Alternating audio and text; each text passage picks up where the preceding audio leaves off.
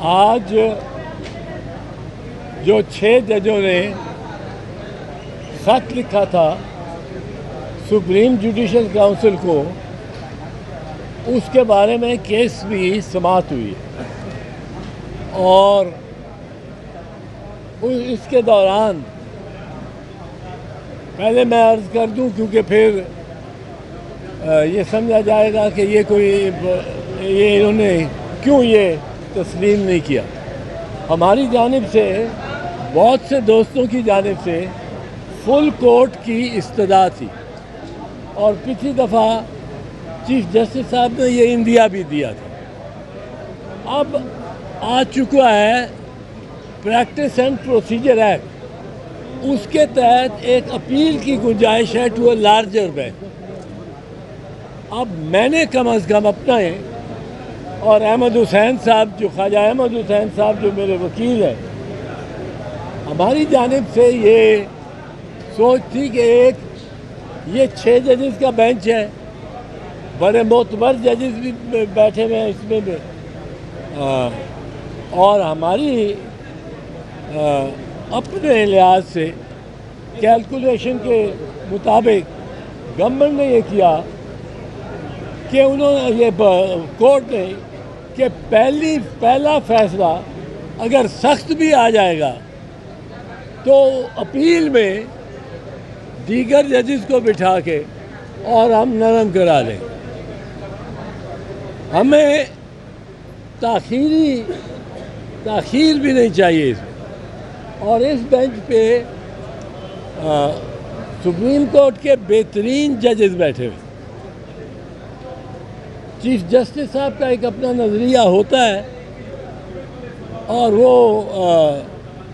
یہ نہیں کہ میں وہ کہتا ہوں وہ غلط ہوتا ہے ضروری، پر چیف جسٹس صاحب کا ایک اپنا نظریہ ہوتا ہے، لیکن باقی جج صاحبان جو ہیں وہ بڑے اسٹرانگلی، بڑی شدت اور قوت کے ساتھ عدالتوں کو انٹیلیجنس ایجنسی سے مبرہ رکھنا چاہتے ہیں کہ انٹیلیجنس ایجنسیز ججز کے امور میں اور کام میں اور زندگی میں مداخلت نہ کر سکتے۔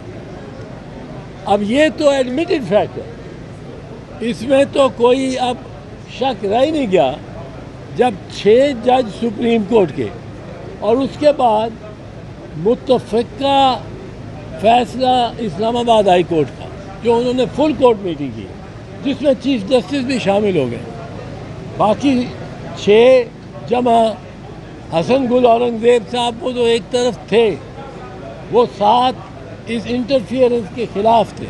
اب چیف جسٹس جو معاونت کر دیتے تھے ہماری نگاہ میں انٹیلیجنس ایجنسیز کے جو مقاصد ہیں ان کے کہے ان کہے وہ کر جاتے تھے، اور انہوں نے بہت مقدمات کو تاخیر بھی کی، لمبی تاریخیں دی، اور ایک جماعت کو کوئی ریلیف نہیں دی۔ اب وہ بھی شامل ہو گئے، اب 8 کے 8 جج اس ہائی کورٹ کے وہ کہہ رہے ہیں کہ یہ مداخلت ہوتی ہے۔ اب اگر مداخلت ہوتی ہے، اگر 8 جج ایک پورا ہائی کورٹ کہہ رہا ہے کہ مداخلت ہوتی ہے اور ہمارے ماتحت ججوں پہ بھی ہوئی ہے، واقعات دیتے ہیں واقعات،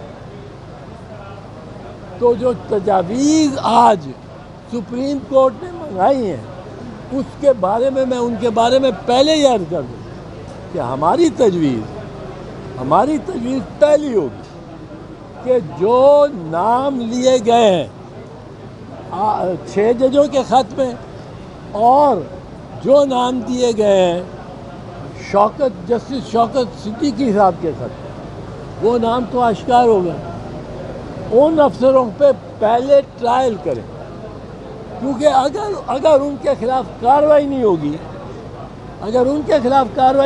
ہوگی تو آپ جتنا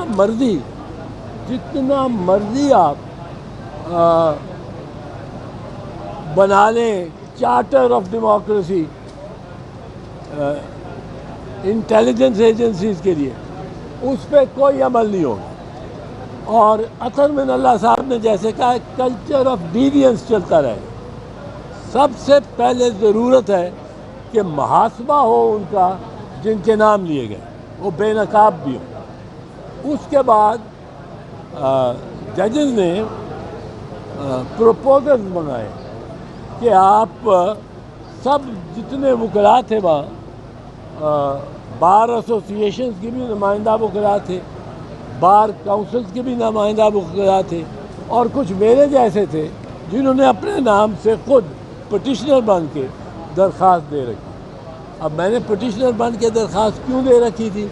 کیونکہ ذرا دشوار تھا اس وقت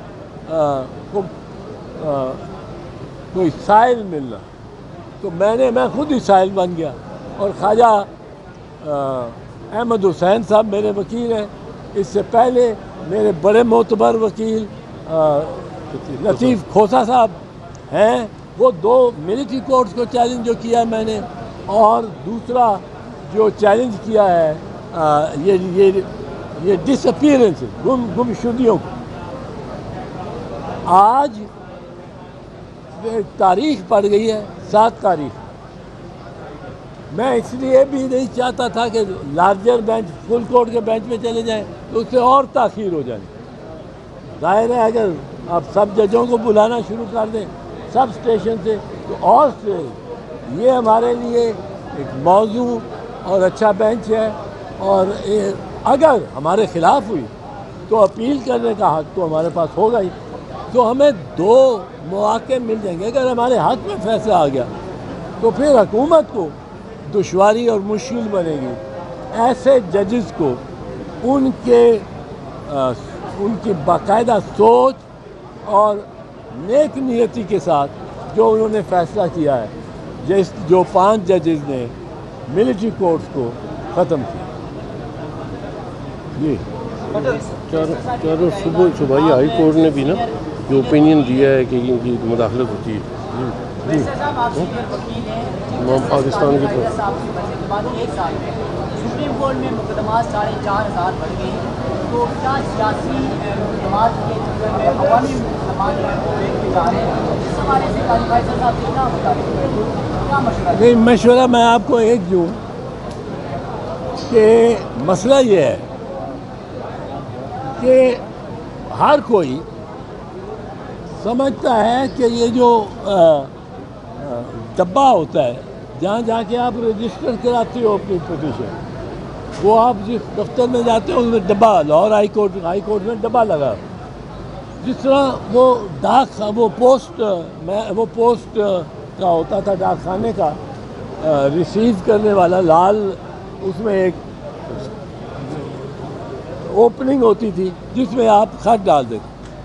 اب ہر بندہ سمجھتا ہے کہ مجھے مکھی کاٹ گئی ہے تو میں عدالت میں جا کے ڈبے میں ڈال دوں، پوسٹ باکس وہ ہر بندہ سمجھتا ہے میں عدالت میں جا کے ڈبے میں ڈال دوں۔ میری سائیکل پنکچر ہو گئی ہے جس کا کیل جس کے گھر کے باہر ہوئی ہے، اس کے خلاف میں مقدمہ کر دوں اور ڈال دوں۔ ہم لیٹیگیشن میں بھی بہت تیز ہیں، پر اس کو مینیج کرنا یقیناً چیف جسٹس کا کام ہے، اور چیف جسٹس کو یہ دیکھنا چاہیے، ایک بینچ ایسا بنانا چاہیے کہ کوئی اٹھ کے آ گیا ہے اور کہہ رہا ہے کہ جی اگر عدت پہ جنرلی عدت پہ کے دوران نکاح کر لو تو اس کی سزا ہے۔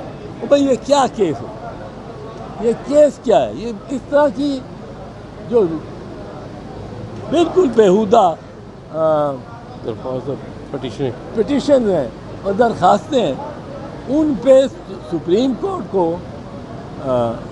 جرمانہ لگانا چاہیے۔ اچھا بیشتر صاحب، ایک طرف سیاسی ماحول گرم ہے، آپ خاندان کے ساتھ ساتھ سیاستدان بھی ہیں، کیا حکومت اسٹیبلشمنٹ اور پی ٹی آئی کے درمیان کوئی ثالثی کے لیے کردار ادا کریں گے؟ زرداری صاحب اور عمران خان کوئی پلاننگ بلکہ اس کے ساتھ ہی گزارے علی محمد بھی کہہ کے کہ پیپلز پارٹی بھی میدان میں آئے، صرف نون لیگ نہیں، وہ بھی آ کے پیچھے نہ رہے، سیاسی مذاکرات کرنے ہیں تو وہ بھی شامل ہو۔ دیکھیں میرے خیال میں جو سیاسی مذاکرات اگر ہونے، جو شہباز شریف کرے گا خان کے ساتھ، یا شہباز شریف کرے گا گوہر علی خان کے ساتھ. اب خان اندر پڑا ہوا ہے. اور جو وہ کرے گا آصف علی زرداری، بلاول بھٹو، آصف علی زرداری یا بلاول بھٹو ان کے ساتھ کسی کے، یا وہ کرے گا احسن اقبال شبلی فراز کے ساتھ، عمر ایوب کے ساتھ، اور ان کے جتنے بھی لیڈر ہیں وہ کوئی منی نہیں رکھتی. مذاکرات اگر کہیں ہو سکتے ہیں تو men in jail with men on horseback, یا قیدی اور گھڑ سوار. قیدی نمبر 804. بڑی اچھی بات کی آپ نے. کیا قیدی اور گھڑ سوار کے مذاکرات ہونے چاہیے؟